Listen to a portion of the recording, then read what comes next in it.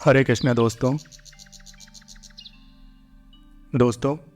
कहते हैं ये संसार एक भौतिक माया है और मनुष्य को इस माया से परे रहना चाहिए, इसमें डूबना नहीं चाहिए।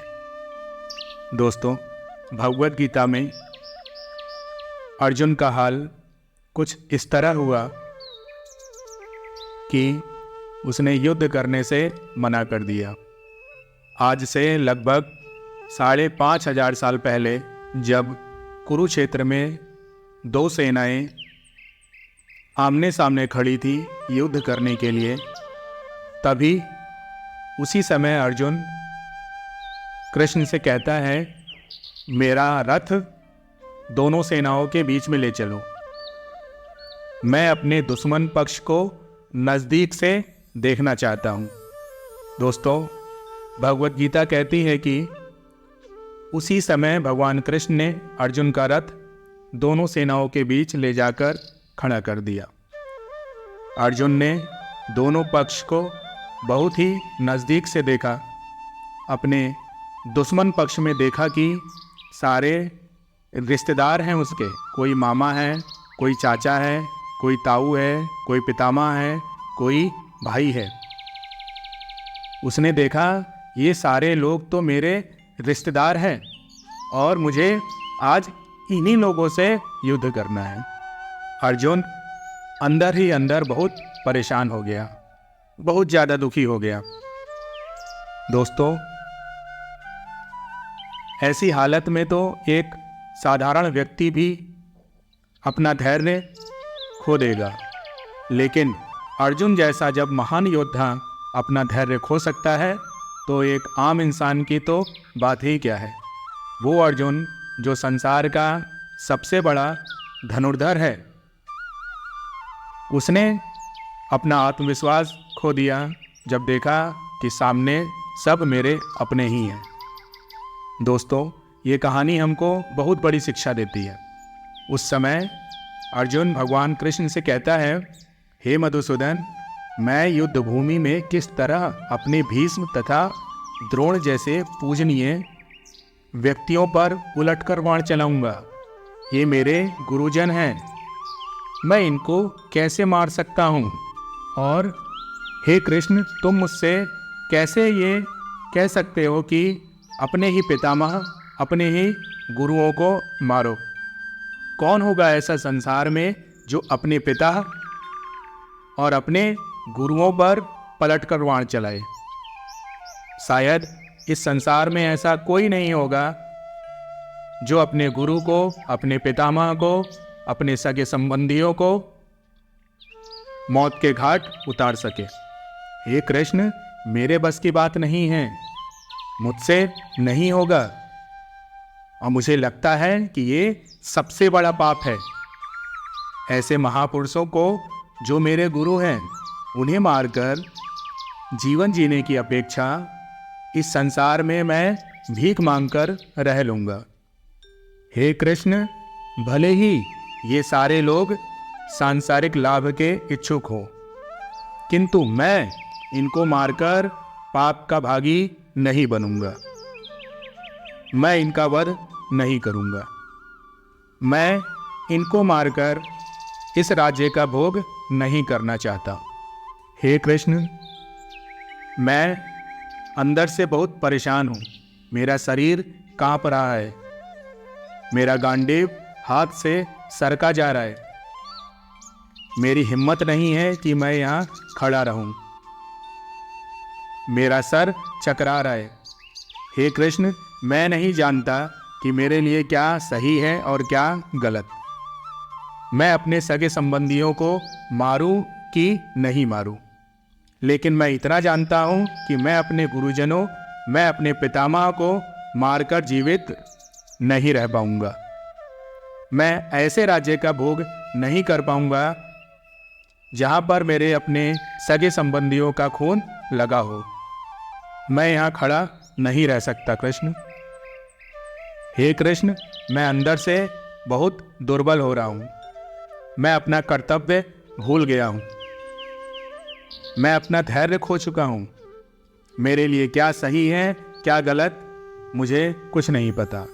हे कृष्ण, मैं आपसे निवेदन करता हूँ कि मेरे लिए जो सही हो, जो श्रेष्ठकर हो, वो ज्ञान मुझे दो। मुझे नहीं लगता कि मैं ये युद्ध कर पाऊँगा। दोस्तों, इस अवस्था में जब अर्जुन अंदर से बिल्कुल परेशान हो गया, दुखी हो गया, उसने अपने शस्त्र नीचे रख दिए, नीचे बैठ गया और अपना सब कुछ भगवान कृष्ण को समर्पण कर दिया। दोस्तों, ये समर्पण का भाव हमें अर्जुन से सीखना चाहिए। उसने किस तरह अपने आप को कृष्ण के चरणों में समर्पित कर दिया। उसके बाद भगवान कृष्ण ने वो सच्चा ज्ञान अर्जुन को दिया जो आज तक इस संसार में बहुत ज़्यादा प्रचलित है, जिसको हम श्रीमद् भगवत गीता के नाम से जानते हैं। दोस्तों, ये ज्ञान उस अवस्था में भगवान कृष्ण ने दिया है जब दोनों सेनाएं आमने सामने खड़ी थीं युद्ध करने के लिए। उस अवस्था को महसूस करिए जिस अवस्था में दोनों सेनाएं लड़ने के लिए तत्पर थीं, लेकिन उनके बीच एक ऐसा योद्धा था जिसने मना कर दिया कि मैं युद्ध नहीं करूंगा। और दोस्तों, ये कोई साधारण योद्धा नहीं था। अर्जुन, जो संसार का सबसे बड़ा धनुर्धर माना जाता है, लेकिन उस अवस्था में भगवान कृष्ण ने जो ज्ञान अर्जुन को दिया, वही ज्ञान का अध्ययन ये संसार आज तक कर रहा है। उस अवस्था में भगवान श्री कृष्ण अर्जुन से कहते हैं, अर्जुन, तुम पंडितों के जैसे बड़ी बड़ी बातें करते हो, उनके लिए चिंता कर रहे हो जो चिंता करने के योग्य नहीं है। जो लोग ज्ञानी होते हैं वो लोग ना तो किसी जीवित व्यक्ति के लिए शोक करते हैं और ना ही उन व्यक्ति के लिए शोक करते हैं जो मर चुके हैं। हे अर्जुन, उठ जाओ और युद्ध करो। ऐसा कभी नहीं हुआ है कि मैं ना रहा हूँ या तुम ना रहे हो, या ये समस्त संसार ना रहा हो, और ना ही कभी भविष्य में ऐसा होगा कि हम लोग ना रहें। हे अर्जुन, मृत्यु होने पर आत्मा दूसरे शरीर में चला जाता है। जो ज्ञानी होते हैं वो ऐसे परिवर्तन में शोक नहीं करते। जिस प्रकार मनुष्य अपने पुराने वस्त्रों को त्याग कर नए वस्त्र धारण करता है, उसी प्रकार ये आत्मा भी पुराने सड़े गले शरीर को त्याग कर नए शरीर को धारण करती है। हे अर्जुन, आत्मा नहीं मरती है, आत्मा अमर होती है। इस ज्ञान को समझो। तुम ज्ञानी हो, तुम कोई साधारण योद्धा नहीं हो। अगर तुम साधारण योद्धा होते तो तुम्हारे लड़ने और ना लड़ने से इस युद्ध पे कोई फर्क नहीं पड़ता। लेकिन अर्जुन, तुम महान योद्धा हो। इस युद्ध का निर्णय तुम्हारे ऊपर निर्भर करता है। तुम्हारे ही माध्यम से इस युद्ध का निर्णय संपन्न होगा। इसलिए तुम्हारा युद्ध करना बहुत आवश्यक है। दोस्तों, ये कहानी हमको ये सिखाती है कि मनुष्य को अपना कर्तव्य करना चाहिए। ऐसी अवस्था में हमको पीछे नहीं हटना चाहिए जिस अवस्था में अर्जुन अभी खड़ा है। दोस्तों, जो मनुष्य सुख और दुख में अपने को विचलित नहीं करता और दोनों ही अवस्था में एक समान रहता है, ऐसा मनुष्य निश्चित रूप से मुक्ति के योग्य है। दोस्तों, हमें भी अपना कर्तव्य का पालन करते रहना है, फिर चाहे हमारे सामने कैसी भी परिस्थिति क्यों ना हो।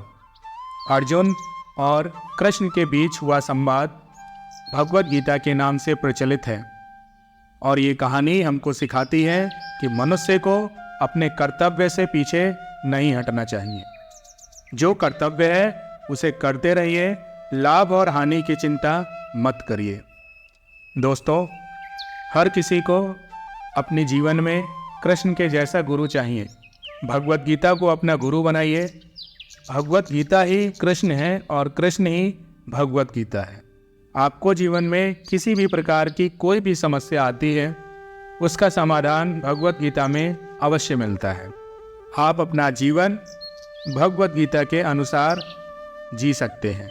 भगवत गीता कहती है, क्या लेकर आए थे क्या लेकर जाओगे, खाली हाथ आए थे और खाली हाथ जाओगे। इसीलिए दोस्तों, निष्काम होके कर्म करते रहिए और अच्छे कर्म करिए। कर्म का चुनाव आपके हाथ में है, फल का चुनाव आपके हाथ में नहीं है। इसीलिए अच्छे कर्मों को चुनिए। आपके अच्छे कर्म ही निष्काम कर्म की तरफ आपको ले जाएंगे। दोस्तों, इसी प्रकार भगवत गीता का आनंद लेते रहिए। भगवत गीता सुनिए और सुनाइए। यही वो ज्ञान है जो मानव जीवन को सही राह दिखाता है, जीवन जीने का सही तरीका बताता है। हमारे साथ जुड़िए। हम ज़्यादा से ज़्यादा लोगों तक भगवत गीता का ज्ञान पहुंचाना चाहते हैं। इसी कोशिश में हम लगे हैं। आइए हमारा साथ दीजिए और हमारे साथ बने रहिए। हमारा उद्देश्य है भगवत गीता में छुपे हुए ज्ञान को मनुष्य तक लेकर जाना। हम चाहते हैं कि भगवत गीता में लिखी बातों को हर कोई गहराई से समझे और ना केवल समझे, उसको अपने जीवन में उतार कर अपना जीवन धन्य कर ले। हरे कृष्णा, हरे कृष्णा।